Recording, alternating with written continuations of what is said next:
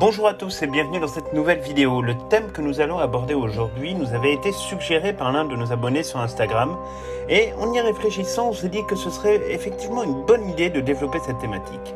Aujourd'hui nous allons donc débuter une nouvelle série pour aborder ensemble la généalogie dans le monde magique de Harry Potter. Ce qu'il y a de passionnant dans l'œuvre de J.K. Rowling, c'est qu'elle a placé la famille au centre de nombreuses intrigues et c'est un thème récurrent qui revient à travers chaque livre. C'est aussi l'une des valeurs fondamentales, l'une des pierres angulaires du récit.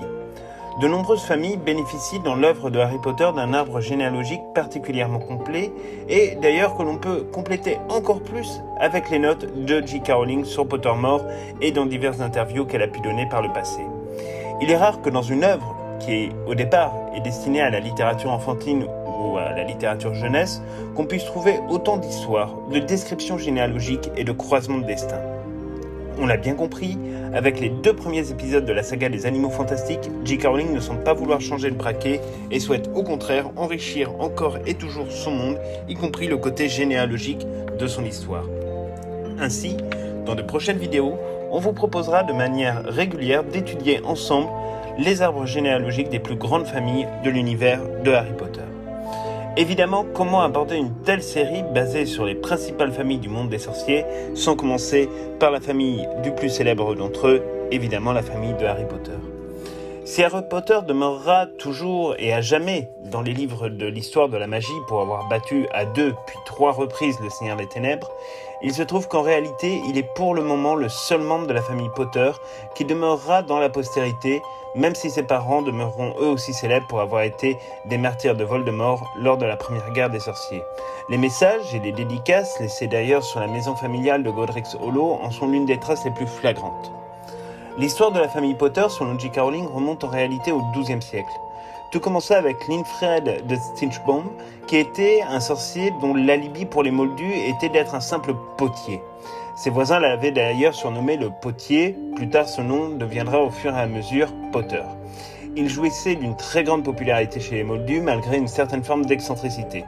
En réalité, Linfred était un sorcier plutôt spécialisé dans la préparation des potions et était particulièrement connu dans le monde des sorciers pour créer et inventer de nombreux remèdes.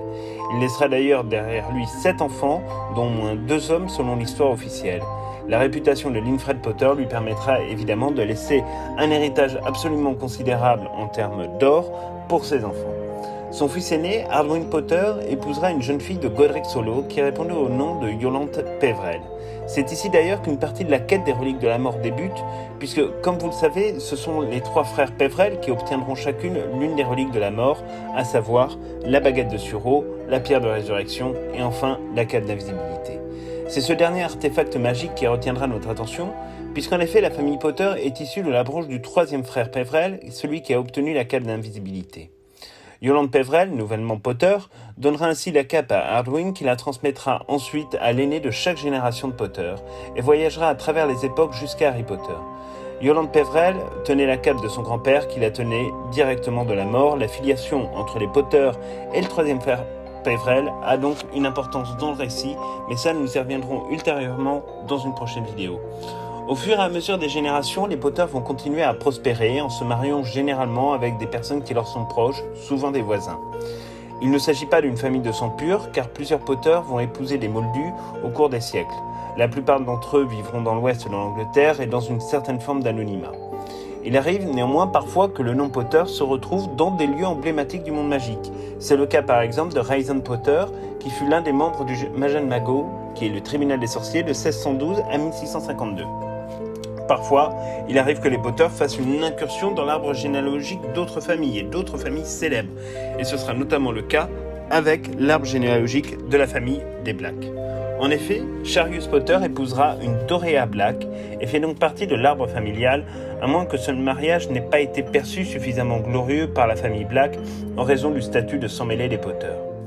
Dans la saga des Animaux Fantastiques, il est aujourd'hui peu probable de retrouver un aïeul de Harry Potter dans cette nouvelle saga, et pourtant cela aurait pu être possible au travers peut-être d'un clin d'œil, puisqu'il se trouve en réalité que l'un des tout premiers aurores du MACUSA, le congrès magique des États-Unis d'Amérique, se trouvait un certain Abraham Potter. Il existe donc également une branche des Potter aux États-Unis d'Amérique. Le dernier membre illustre de la famille Potter à être vraiment connu sera Henry Potter, qui est l'arrière-grand-père de Harry et qui fut lui également membre du Major Mago entre 1913 et 1921. Henry aura un fils, à savoir Flemmont, qui était connu pour être un duelliste particulièrement doué. Pour la petite histoire, Flemmont était le nom de famille de sa mère, mais comme il n'y avait pas d'autre héritier mâle, elle avait demandé à Harry Potter de donner son nom de famille en prénom pour leur fils et afin de sauvegarder son nom de famille. Et donc en fait, tout au long de sa scolarité à Poudlard, Flemmont Potter a été harcelé pour ce prénom peut-être un petit peu bizarre et donc est devenu vraiment un très très bon duelliste. Plus tard, il inventera la potion capillaire Lysempli et va donc assurer un solide tas d'or pour sa famille. Flemmont vendra son entreprise au moment de partir à la retraite et aura avec sa femme Euphemia un fils du nom de James Potter. Flemmont Potter, c'était donc le grand-père de Harry Potter. C'est à partir de ce moment-là qu'on comprend que l'héritage laissé par Lily et James Potter vient effectivement de cette potion de Lysempli. Flemmont et sa femme vont connaître le mariage de leur fils avec Lily Evans, qui était donc né moldu, mais ne connurent jamais leur petit-fils, car ils décédèrent quelque temps auparavant de la dragoncelle. La dragoncelle, c'est une maladie magique qui donne un teint très vert. Alors, elle est très bénigne, en tout cas elle est décrite par J.K. Rowling comme étant une maladie bénigne lorsqu'elle est contractée jeune, mais elle peut être mortelle lorsqu'il s'agit de personnes plus âgées.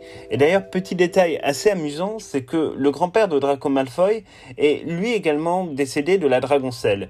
Il y a là-dessus un petit lien qui n'a jamais été fait dans les livres, mais mine de rien, c'est quelque chose d'assez intéressant. De l'union entre James et Lily Potter va naître évidemment Harry Potter. Harry Potter, seul et unique enfant du couple, c'est évidemment peut-être le personnage le plus important de toute la famille Potter dans sa généalogie. La suite de l'histoire de Harry, finalement, on la connaît. Lily et James Potter vont être donc assassinés le 31 octobre 1981 des mains de Lord Voldemort. Harry Potter, lui, survivra. Après la bataille de Poudlard, il épousera Ginny Weasley, donc qui était la seule et unique fille de Arthur et Molly Weasley. Ils auront 3 enfants, à savoir James Sirius Potter, Albus Severus Potter et enfin Lily Luna Potter.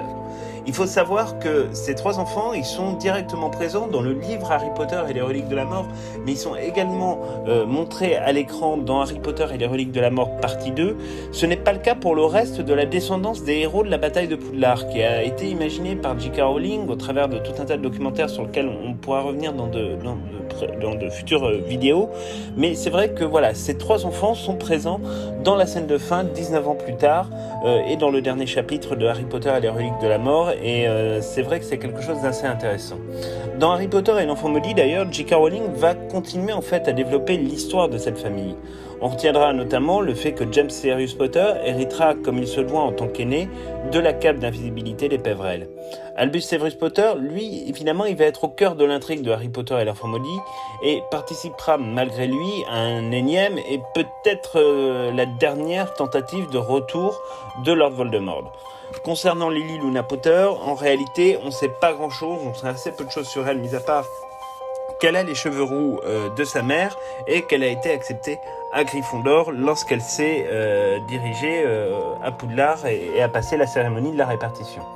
Ce qui est intéressant d'un point de vue de la création de l'arbre généalogique de la famille Potter, c'est que J.K. Rowling avait déjà en tête, au moment de l'écriture du 7e tome, le fait que le personnage d'Albus Severus serait important pour la suite et retenait davantage son attention que les 2 autres.